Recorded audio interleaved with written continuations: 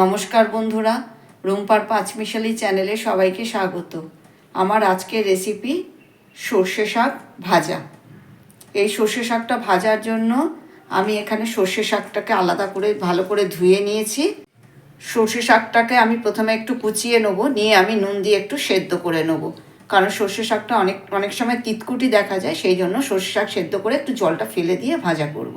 ভিডিওটা শুরু থেকে শেষ অবধি দেখার জন্য সবার কাছে অনুরোধ রইল। এই যে বন্ধুরা, শাকটা কুচিয়ে নিয়েছি, এবার অল্প জল দিয়ে শাকটাকে সেদ্ধ করে নেব। সামান্য একটু নুন দিয়ে দিচ্ছি, এই নুনটাকে ভালো করে মিশিয়ে নিলাম। সর্ষে শাক তো একটু তেতো তেতো হয় অনেক সময়, ওই জন্য জলটা সেদ্ধ করে আমি ফেলে দেবো, তাতে সর্ষে শাকটা ভাজলে তিতকুটিটা কমে যাবে। এই যে বন্ধুরা, শাকটা সেদ্ধ করে জলটা ছেঁকে নিয়েছি। গ্যাস অন করে কড়াই বসিয়ে 3 চামচ সর্ষের তেল দিয়েছি। প্রথমে তেলটা গরম হয়ে গেছে, প্রথমে আমি একটা শুকনো লঙ্কা ভেজে নেব। লঙ্কাটা ভেজে তুলে নিয়েছি। এবার ওই তেলের মধ্যে একটা ছোট আলু এইভাবে ছোট ছোট ডুমো ডুমো করে কেটে নিয়েছি। প্রথমে আমি আলুটাকে ভেজে নেব। আলুটাকে আমি একটু লাল করে ভেজে নিচ্ছি। এরপর আমি আলুটাকে নামিয়ে বেগুনটা ভেজে নেব। আলুটা ভাজা হয়ে গেছে, এবার আমি আলুটাকে নামিয়ে নিচ্ছি।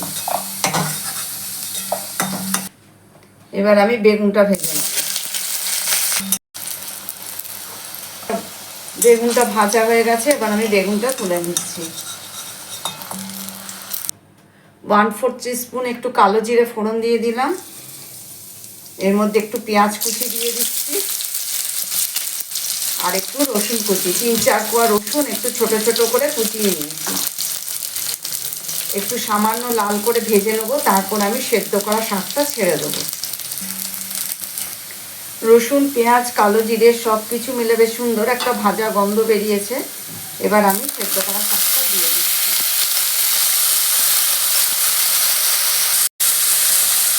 একটু মটরশুঁটি দিয়ে দিলাম, 3টে চেরা কাঁচা লঙ্কা দিয়ে দিচ্ছি।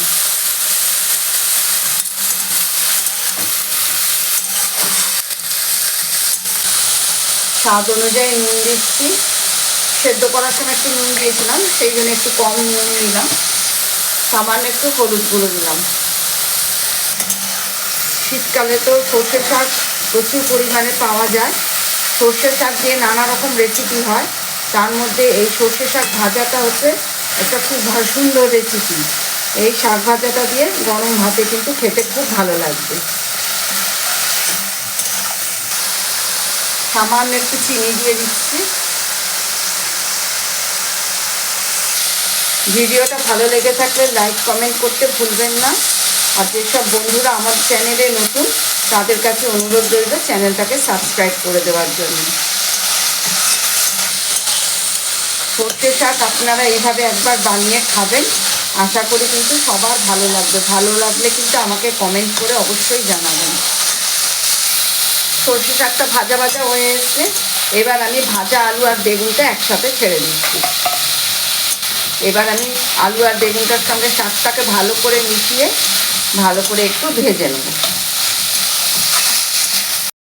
শাকটা ভাজা কমপ্লিট হয়ে গেছে, এবার আমি গ্যাস বন্ধ করে একটা প্লেটে নামিয়ে নেব। এই যে বন্ধুরা, সর্ষে শাক ভাজা রেডি। ভিডিওটা আজ এখানেই শেষ করছি। সবাই ভালো থাকবেন, সুস্থ থাকবেন, ধন্যবাদ।